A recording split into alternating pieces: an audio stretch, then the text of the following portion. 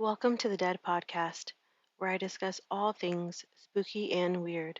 I am Desi, and today I'll be talking about three of Australia's urban legends. Let's get started.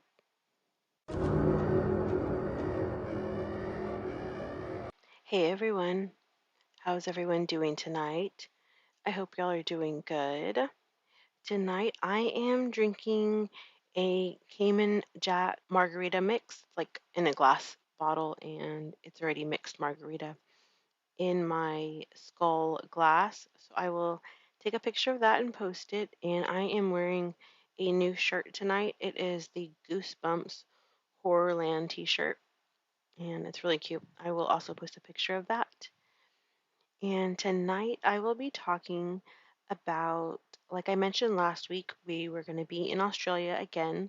This time I'm going to be talking about some urban legends in Australia. So let's get started on that. And the first one I'm going to be talking about is the Pilliga Princess. On the night of March 20th, 1993, Claire Wibson pushing her trolley along the Newell Highway when she stepped out onto the road in the path of an oncoming truck. But was it an accident? The driver described her last moments as having her arms outstretched and a look of manic glee on her face. This is the story of one of Australia's most famously renowned highway apparitions. This story is a reflection of the countless reports made by locals and truckers, some of whom describe the area this story takes place in as particularly freaky, as demonstrated by the many locals who choose to stay inside at night. It is a place known for being so dark and spooky that it has been named the astronomy capital of Australia. The Pilliga Scrub is an expansive area of 5,000 km2, made up of dense semi-arid woodland located inland of northern New South Wales. This forest has a reputation for being the most spine-chilling area of wilderness in Australia, with a long history of unexplained disappearances involving sheep and cattle, vehicles, and even people. It is frequently traversed by long-distance truck drivers along the intersecting Newell Highway at all hours of the day and night. But there's something in the Pilliga that passing travelers continue to find unnerving, and once they enter, truck drivers refuse to stop. They just keep going until they reach the other side. This is more than an urban legend transmitted on the radio waves of truckies or quietly discussed over an all-day breakfast in some late-night remote truck stop cafeteria. The truckies are not alone in their concerns. Aboriginals from this region have long-standing beliefs passed down within their culture that the area is cursed and to be avoided. It is just considered a really bad place to be, even among locals, and especially all on your own in the dark of night. This collective fear among some of Australia's tough men stems from an abundance of stories over the years, combined with personal experiences that something is just not right within that section of outback Australia. Numerous stories over so many years by truckers, locals, and passing tourists suggest there might be more to this area than pranksters, hoaxes, and people being mistaken in what they believe they have seen. Examples of these strange incidences include encounters with Yowies, which are comparative to the Bigfoot or Yeti, that have reportedly terrified truck drivers who have knowingly pulled over in one of the designated rest areas only to be woken from their exhausted sleep to hear the earth-shattering roar of some mysterious beast and their trucks shaken and metal pulled apart, leaving behind huge hand and footprints. Hunters also report strange findings out in the scrub, such as kangaroos being found high up in the hollows of trees with no explainable way of getting there, concealed by bark covers as if some sort of meat locker. Yet there are no known predators that behave in such a way. But often, especially at night, they describe the sounds of the bush as being unusually quiet and still, with the silence only being broken by the occasional roar of the Frumerus bandersnatch. Then there are the phantoms of Paliga, strange sightings of apparitions dressed in 1900s period clothing, with some projecting frightening noises in the still night air that can only be described as moaning, crying, and screaming, with the good old chains rattling. But on other occasions, these sounds can be more light-hearted and be heard as whistling and singing. The most well-renowned phantom of the Paliga is Claire Wibson, the lady who was tragically killed by an oncoming truck in the middle of the night. Since that fateful night, she has reportedly been seen by countless people traveling along the Newell Highway, upholding her reputation for being unnerving in life as well as in death. Known as the Paliga Princess for her slender body and flowing white hair, Claire was what many people would describe as a bag lady, reclusive, disheveled, not smelling the best, described as crazy by locals, who mysteriously moved about the place on her own, with an enigmatic past that people would contemplate with wide-ranging speculation.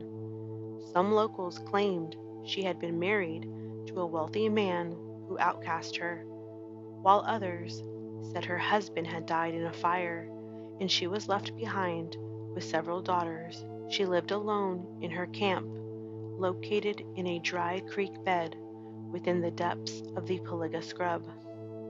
She was well known in the area for many years to travel along the highway, often in complete darkness, either walking or hitchhiking between the towns of Narrabri and Coonabarabran, which were located on the northern and southern edges of the Paliga scrub, respectively. She was a unique character of the outback to the truck drivers, but not for being great company when providing her a ride. In fact, she would come across as being a little scary. One particular truck driver familiar with the Paliga Princess said that he never used to lock his truck door when taking a rest in the back at night, except when close to the Paliga. He claimed Claire was known to open the doors of trucks parked at rest stops, waking the sleeping truckers and demanding to be driven back to her camp in the remote depths of the Paliga.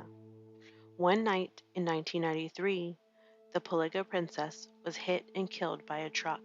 The truck driver who hit her said she had wandered out onto the road and he hadn't seen her until it was too late.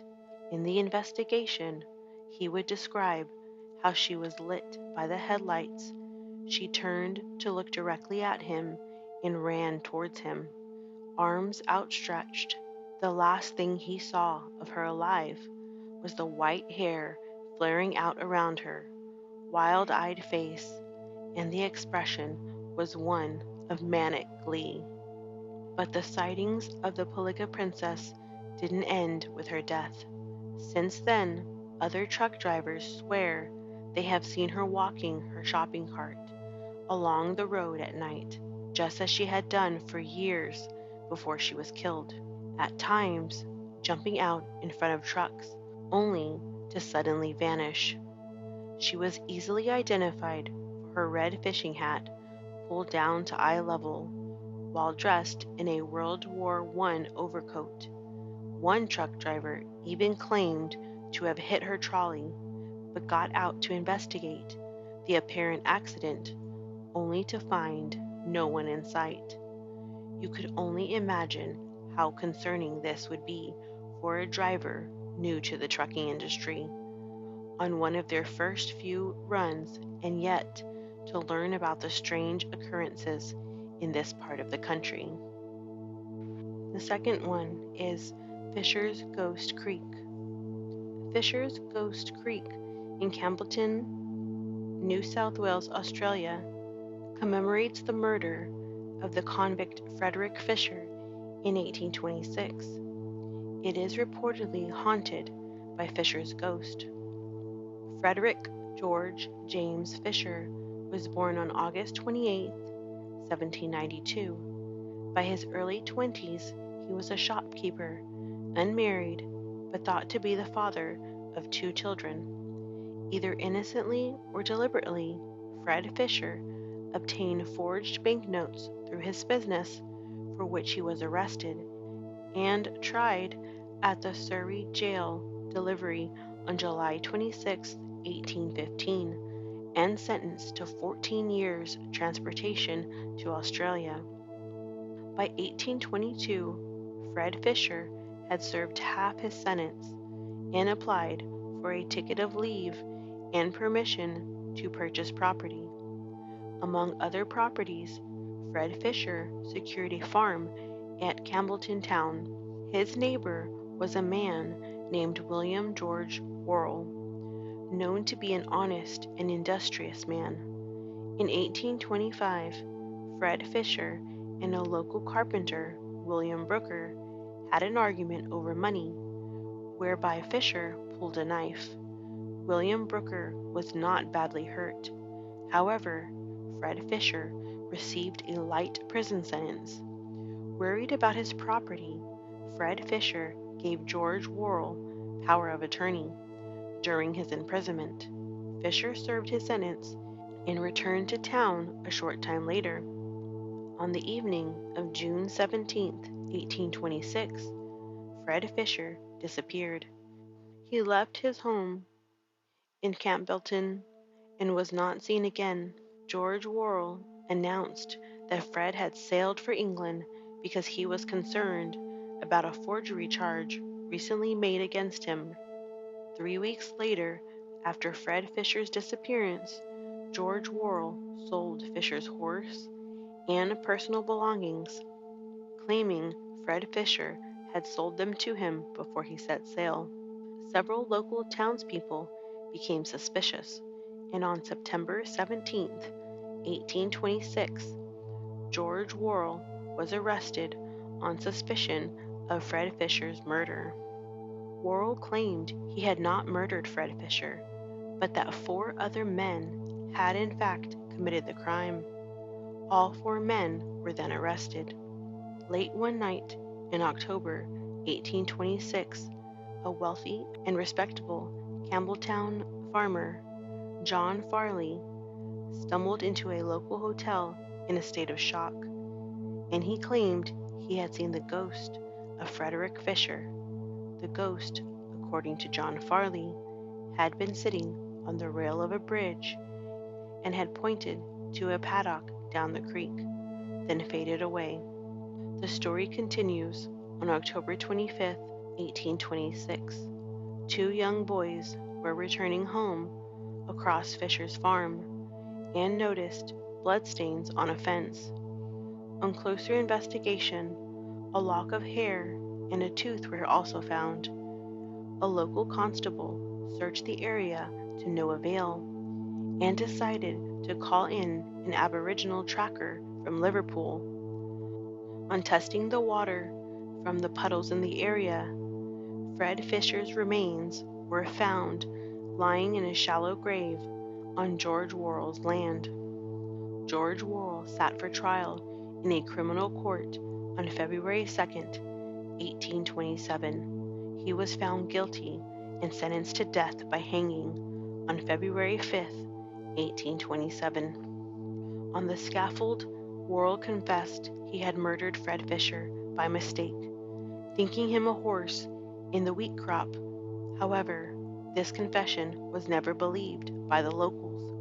It is thought George Worrell had assumed when he was appointed Fred Fisher's agent that all of Fisher's property belonged to him. On Fisher's release from prison, George Worrell murdered him to fully obtain his property. What then of John Farley's ghost story? Why was it not used at the trial? Apparently, any tales of the supernatural were not permitted in a court of law and could not be used as evidence against the accused. Many local residents believe the ghost of Frederick Fisher haunts the Campbelltown Town Hall, which is built on land where Fred Fisher and George Worrell's land intersected. Fred Fisher was buried in St. Peter's graveyard by his brother Henry. However, no headstone was ever erected. The legend of Fred Fisher has captured the imagination of generations. There are many tales and rumors relating to the sequence of events leading up to the subsequent trial. The murder of Frederick Fisher, the appearance of his ghost, the arrest of 5 men, and the eventual hanging of one. Every year, in November, Campbelltown holds the famous Fisher's Ghost Festival, celebrating the man, the ghost, and the legend. The third and final legend is the Devil's Marbles. The Devil's Marbles are located along the Stewart Highway, about an hour's drive south from Tennant Creek, Northern Territory, Australia. The Devil's Marbles are an iconic landmark in Australia's outback. The local Indigenous Australians call the region Karlu Karlu, meaning round boulders, and consider it a sacred site. A dreaming story says the Devil Man created these features when he left twirled clusters of hair on the ground that became round boulders.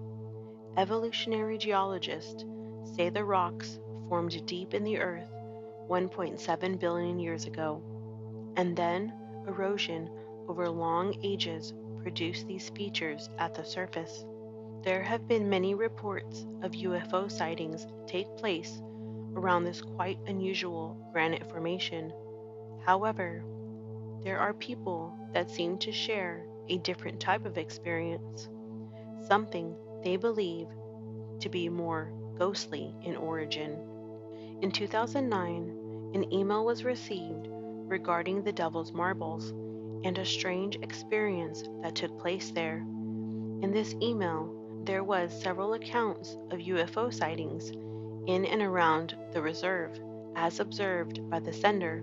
It is no secret that the Devil's Marbles is a location that has had more than a few UFO sightings recorded there, but there was something else in this email that was interesting. For 6 years, the sender had camped annually on the site, and although the UFO encounters were not always present, something else was. On 5 of those 6 camps, he recalled an eerie high-pitched wailing, disturbing either his night sky watching or his sleep. He said the wailing seemed to originate from the southeast of where he typically camped. The noise, believed to be organic, put a fear in him so great that he dared not go and investigate what could be making it. Although he was not local to the area, he did say he was from a similar country and he had never heard a sound like it before. He did not think it could have been any of the animals native to the area. The sender of the email was convinced it was a ghost or other such spirit, but in his online investigations, he could not find any other stories relating to a possible haunting of the area. Another email was received on March 2014, adding their own experience. A photographer had been visiting the marbles for the last 3 years, slowly taking photos of the formations in different seasons as a long-time project, as they would take pictures throughout the day in all differing light conditions. They would camp nearby in order to collect those essential sunrise and sunset shots, as well as some nighttime photography. It was one night in January 2014 that they ran into something that they neither understood nor could fully describe, as it was sudden yet incredibly bizarre. At about 1:15 in the morning, they were awakened by a strange wailing sound coming from over the boulders. The sound seemed to come from multiple directions, but then would have a single point of origin, then break up again. The photographer left the tent to go and have a look for themselves. Although it was a terrifying noise, they figured a photographic opportunity may present itself. They walked towards the marbles when they saw something that caused them to stop and nearly to run. A fast-moving, black, shadowy object was quickly passing amongst the rocks, the wailing definitely coming from its directions. Every 5 or so seconds it would stop at one point. The wailing could then be traced coming from that one point, before it would be on the move again. There did not seem to be any rhyme or reason for what was taking place, for any pattern it may have been making, or why it would stop where it stopped. Unfortunately, the photographer did not stay and watch for long, as on this thing's fourth pass, it stopped quite close. The wailing turned into more of a murmur, and the photographer could tell its attention was focused on him. He left at that point. He did not get a photo, though. He is determined to return to see what he can capture on film. So, those are 3 urban legends in Australia. Let me know if y'all have heard of any of these places or any of these legends, or if you have been to where any of these urban legends are located. Let me know. That brings me to the end of this episode. Thanks for listening to the D.E.A.D podcast. Please follow me on Instagram, Facebook, and TikTok at the D.E.A.D podcast. Also, feel free to send in your stories, episode suggestions, or feedback at the D.E.A.D podcast1 at gmail.com, or send me a DM on Instagram. Also, be sure to check out the D.E.A.D podcast merch. The link is in the show notes. If you enjoyed this show, please rate and review the podcast on whatever platform you are listening on, and be sure to come back next week for my next episode.